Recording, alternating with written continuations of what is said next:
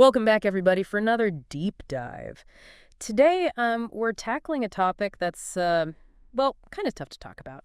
The sick baby hoax. And to help us sort through all this, I've asked our expert to join us because, honestly, these scams, they really get to us, they target our compassion. Absolutely. It's such a primal instinct to want to protect kids, right? And scammers know that, and they use it against us. Yeah, that makes sense. So, okay, imagine this. You're online, just scrolling, and you see this post, this plea from a parent.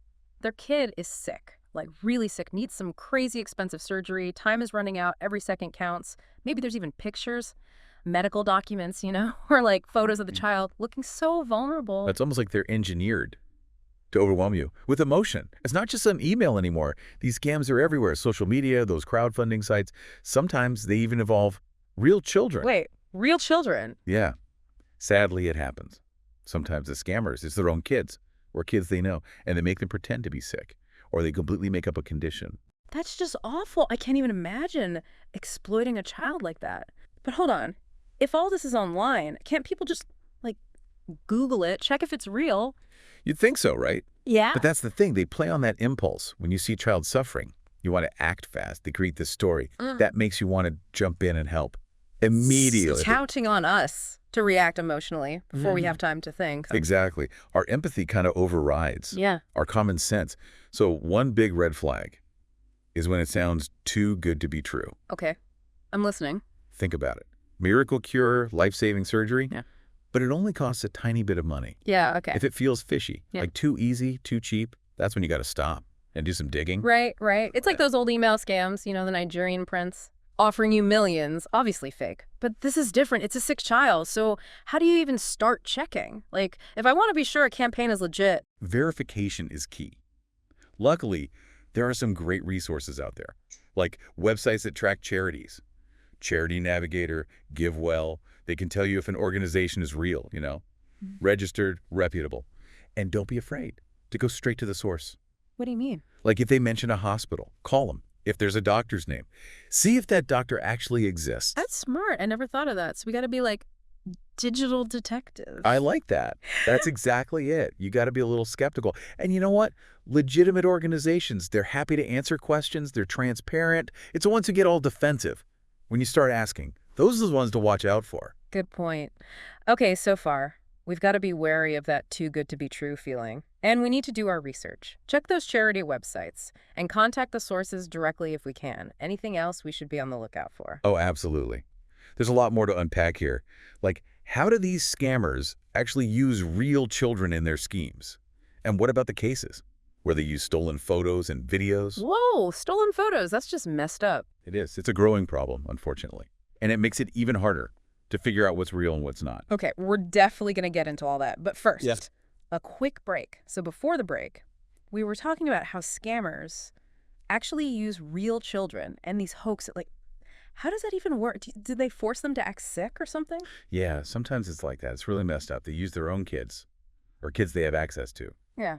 And they make them pretend to have symptoms. Or they just make up a whole medical condition. And they might even use real medical stuff, like documents, photos. But the story behind it is completely fake. Wow. It's just another level of deception. It makes it so hard for people to tell what's real. I bet it's tough for the police, too, to catch these scammers. Yeah, it's a huge challenge. These scammers are good at making things sound believable. And when you add in the emotional stuff, it's even harder to stay objective. And then a lot of these scams, they're overseas, which makes it even tougher to investigate. It's scary how much we have to trust people online. There's so much information, it's hard to know what's true. But you mentioned stolen photos and videos. Yeah, that's what I was going to ask about. Have you seen that? It's happening more and more. They go on social media or these online support groups, and they look for pictures or videos of kids who are actually sick, and they use those to start fake fundraisers. The families have no idea. That's heartbreaking. They're exploiting everyone. The child, the family, and all the people who want to help. It really undermines the whole idea of online communities, where people are supposed to support each other. So what can we do? We have to be extra careful. If something feels wrong, or if the story doesn't quite add up, or if the language they use seems too pushy, too manipulative, dig deeper. It's not enough. to just feel bad for the kid. We have to think critically, too. Right. It's about finding that balance. It's easy to get cynical when you see how bad some people are. I know what you mean. Eh. But we can't let that stop us from being compassionate.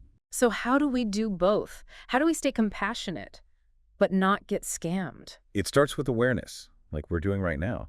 Understanding how these scams work makes you less likely to fall for them.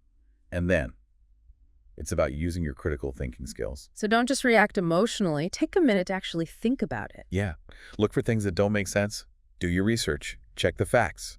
Don't be afraid to ask questions. Because real charities, They're happy to answer they want you to know. where your money is going. It's like we have to be smart about giving, not just give impulsively. Exactly. It's about being intentional, supporting causes you believe in, causes that have a good track record. Being proactive. Yeah. Making sure our donations actually do some good. Absolutely. The more we learn about these scams, the better we can protect ourselves. And protect others. So it's not just about protecting our wallets. It's about making sure our generosity goes to the right places. Yeah, that's a good way to put it. Protecting our generosity. Mm. So it's not just about our money. It's about making sure our good intentions actually help someone. Exactly. It's like you said earlier, knowledge is power. The more we know about these scams, the better we can protect ourselves and help others avoid them too. Absolutely. And even though these scams can be really clever, really well made, there's still signs, little things that can tip you off. Oh, really? Like what? Well, pay attention to the language they use. Yeah. Scammers often try to get you really emotional, you know. They use words that are meant to shock you or make you feel scared. So it's not just what they say, but how they say it. Right. It's like anything else online these days. You got to be smart about what you read. Exactly. Another red flag is when there's no clear connection to a real charity, a legitimate fundraiser. It's usually connected to a well-known organization, one that's been around for a while. And that's where those websites come in, the charity watchdog sites. Exactly. So we can check them out there. Don't be afraid to do your research. It's our money. We should know where it's going. Absolutely. It's easy to feel pressured to donate right away. I know. But taking a little time to make sure it's legit can save you a lot of heartache. So if something feels off, Trust your gut. there are so many good causes out there. Let's make sure our help goes to the ones who really need it. I couldn't agree more. Wow, this has been really eye-opening. I feel like I've learned so much about how to be safe online, but also how to stay compassionate.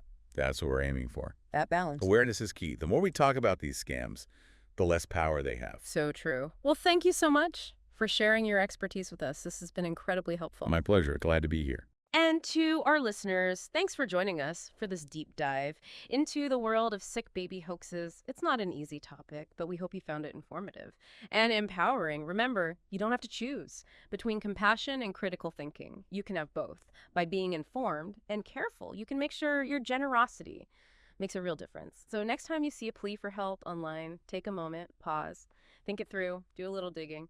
Your heart and your wallet will thank you. Thanks again for listening, and we'll see you next time.